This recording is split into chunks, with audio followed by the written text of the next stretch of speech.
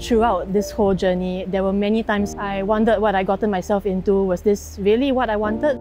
Over time, the anxiety kind of faded off. Somewhat of an ease came into play, and I suppose it was just an adjustment period. I was actually an art assistant, so I worked on film sets for the art department, and we were very used to doing things like behind the scenes. Coming to OCS and training to be an officer, being the one who has to call the shots, having to be able to lead everyone from the front, that took a lot of effort to really break out of that comfort zone. I came up from a family which most of them served in the SCDF or the police force. So being in the army was like a unknown territory. I wanted to actually go with the flow, not having an aim. But eventually, after giving it some thought of how I wanted to make my NS life, these 2 years, more meaningful. One of the steps I've taken was to chose my preference as to be in OCS. Coming into this new environment, a new dynamic, new people, new responsibilities, it really taught me that not only is there so much more that I can learn, but there is so much more things that I'm actually able to adapt to and that I am able to achieve. And a lot of things that I thought were personal flaws that I would just live with, I was actually able to overcome. There were a lot of knowledge-based tests, and there was a lot of cramming, definitely the steep learning curve. Another thing is that the physical training fitness was a big jump for me. It was quite challenging for me to continuously keep up. I managed to actually take a step back, rationalize everything, and I would just continue to adopt a continuous learning attitude and move on forward.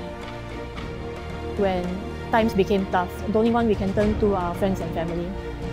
My father being an ex-regular and my brother being a current regular in the armour, they really could understand the emotions I was feeling, the fatigue, the mental stress, the anxiety, and the need to really give my all, and despite all of this. Having that to go home to really made it a lot easier to cope with. Little actions and words that they speak to me actually impacts me a lot. Comforting words, right? Like, just do your best, don't worry, you can do it. Actually motivated me to continue on OCS. My section and I, we had these weekly hot seat sessions when we would give honest feedbacks on each other's actions and how to give suggestions to improve them.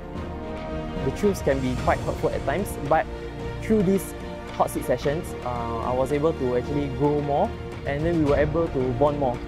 Without them, it will be harder to get through OCS, because when you look at others facing the same thing as you, even through tough times, it actually warms you up that you're not doing this alone. Their constant presence was a huge help for me. Prior to NS, I didn't feel that much of importance. It was more like a national education. Like NS is important and all. But after going through OCS and all, NS is important. Actually seeing the ship and the role that it served out there when guarding the coastal waters, that was something that really opened my eyes to how significant the role was of the Navy. Now that I've commissioned, I'm looking forward to having actual roles and responsibilities and to be part of that operational phase when the ship is out at sea. And ultimately, I'm just happy that I can finally do my part for Singapore. Ladies and gentlemen, I present the newly